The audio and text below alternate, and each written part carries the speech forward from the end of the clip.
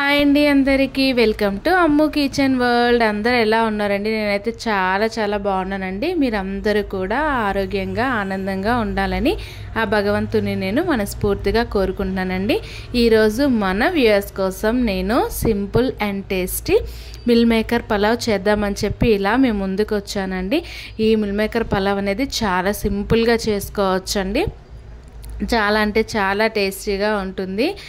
ఈ meal maker pulao ఏ విధంగా చేసుకోవాలి, అలాగే దీనికి కావాల్సిన ఇంగ్రీడియంట్స్ ఏంటో నేను మీకు ఈ వీడియోలో క్లియర్గా చూపిస్తానండి. మరి ఎందుకంటే ఆలస్యం, వీడియోలోకి వెళ్ళిపోదాం. వచ్చేసండి దీనికి కావాల్సిన ఇంగ్రీడియంట్స్.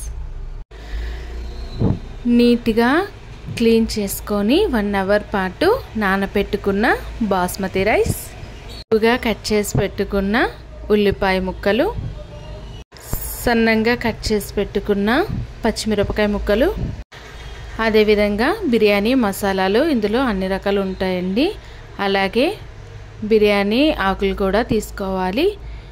కొద్దిగా కరివేపాకు, సన్నగా కట్ చేసి పెట్టుకున్న కొత్తిమీర, అలాగే సన్నగా కట్ చేసి పెట్టుకున్న పుదీనా, అల్లం వెల్లుల్లి పేస్ట్, వేడి నీళ్ళల్లో నానబెట్టుకొని తీసుకున్న మిల్ మేకర్ అండి. చూసారు కదా, మిల్ మేకర్ అనేవి నేను పెద్ద సైజులో ఉన్నవే తీసుకున్నానండి. పాన్ హీట్ అయిన తర్వాత ఇప్పుడు దానిలోకి తగినంత ఆయిల్ వేసుకోవాలండి. ఆయిల్ హీట్ అయిన తర్వాత ముందుగా మనము బిర్యానీ మసాలాలు వేసుకోవాలండి. అదేవిధంగా బిర్యానీ ఆకు కూడా వేసేసుకోవాలండి. వీటిని ఒక్క నిమిషం ఇలాగా వేయించుకున్న తర్వాత ముందుగా మనము పొడవుగా కట్ చేసి పెట్టుకున్న ఉల్లిపాయ ముక్కలను కూడా వేసుకోవాలండి. ఈ ఉల్లిపాయ ముక్కలు అనేవి మనకి బ్రౌన్ కలర్ వచ్చే వరకు కూడా వేయించుకోవాలండి. ఈ విధంగా వేయించుకున్న తర్వాత దీనిలోకి మనము సన్నగా పొడవుగా కట్ చేసి పెట్టుకున్న పచ్చిమిరపకాయలను కూడా వేసుకోవాలండి. ఈ పచ్చిమిరపకాయలు కూడా వేసేసిన తర్వాత వీటిని మనము ఒక 2 నిమిషాల పాటు ఈ విధంగా వేయించుకోవాలండి. ఇప్పుడు దీనిలోకి మనము కరివేపాకును కూడా వేసేసుకోవాలండి. కరివేపాకు కూడా వేసేసిన తర్వాత ఇదే టైంలో సన్నగా కట్ చేసి పెట్టుకున్న పుదీనాను కూడా వేసేసుకోవాలండి. పుదీనా వేసేసిన తర్వాత కొత్తిమీర కూడా వేసేసుకోవాలి. ఈ పుదీనా కొత్తిమీర అనేది వేసేసుకున్న తర్వాత ఆయిల్లో కొద్దిగా ఫ్రై అయ్యే వరకు కూడా ఈ విధంగా మనము గ్యాస్ అనేది సిమ్లో పెట్టుకొని వేయించుకోవాలండి. ఇక్కడ చూసారు కదా, గ్యాస్ అనేది హైలో ఉంటే మాడిపోతుందండి. ఇప్పుడు దీనిలోకి మనము అల్లం వెల్లుల్లి పేస్ట్ను కూడా యాడ్ చేసేసుకోవాలండి.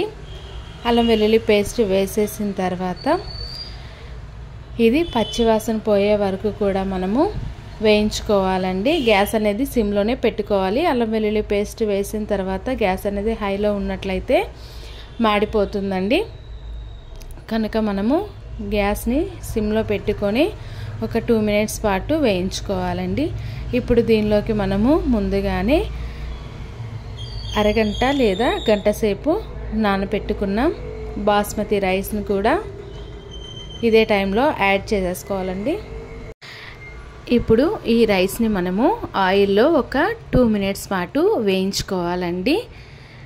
ఈ విధంగా చూసారు కదా, ఇలా కలుపుకోవాలి.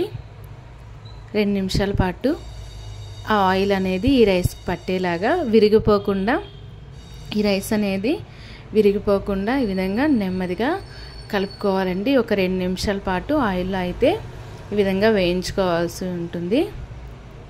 చూసారు కదా, ఇలా వేగిన తర్వాత దీనిలోకి మనము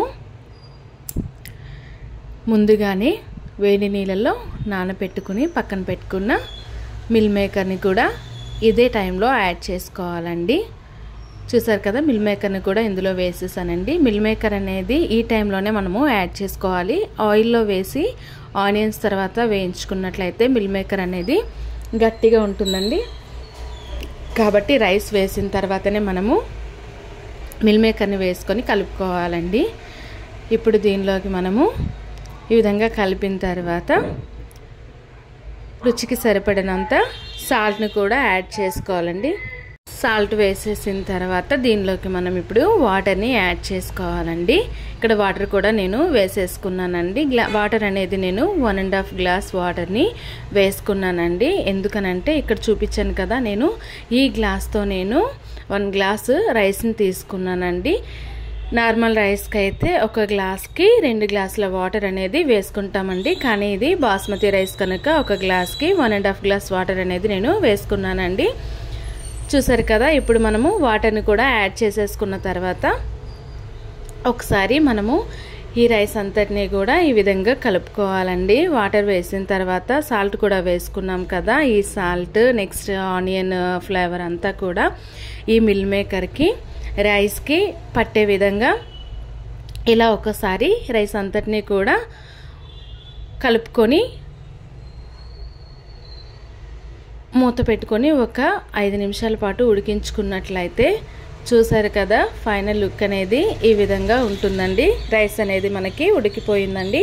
ఇప్పుడు మనము కొద్దిగా నెయ్యిని యాడ్ చేసుకోవాలండి. నెయ్యి వేయడం వల్ల ఎక్కడైనా వాటర్ అనేది ఉన్నట్లయితే ఆ వాటర్ అనేది పీల్చుకుంటుందండి. చూసారు కదా, రైస్ అనేది రెడీ అయిపోయింది. ఇప్పుడు దీనిలోకి మనము కొత్తిమీరని కూడా యాడ్ చేసేసుకుందామండి. కొత్తిమీర యాడ్ చేసేసాం కనుక ఇంకా రైస్ అనేది రెడీ అయిపోయినట్లే. ఇప్పుడు దీనికోసం మనము రైతా అనేది రెడీ చేసుకుందామండి. ఈ రైతాని ఏ విధంగా చేసుకోవాలో చూద్దాం, వచ్చేయండి. ముందుగా ఒక బౌల్లోకి కొద్దిగా పెరుగుని తీసుకొని దానిలోకి ఉల్లిపాయ ముక్కలను వేసుకోవాలండి. అదేవిధంగా పచ్చిమిరపకాయ ముక్కలను కూడా వేసుకోవాలి. కొద్దిగా కరివేపాకును కూడా వేసుకోవాలి. అలాగే చిన్నగా కట్ చేసి పెట్టుకున్న క్యారెట్ ముక్కలు కూడా వేసుకోవాలండి. చిన్న చిన్న పీసెస్లా కట్ చేసి పెట్టుకున్న టమాటా ముక్కలు కూడా వేసుకోవాలి. ఇప్పుడు దీనిలోకి టేస్ట్కి తగినట్టు సాల్ట్ను కూడా యాడ్ చేసుకోవాలండి. ఇంకా కొద్దిగా సన్నగా కట్ చేసి పెట్టుకున్న కొత్తిమీరను కూడా వేసేసుకోవాలి. అంతేనండి, ఇంకా రైతా కూడా రెడీ అయిపోయింది.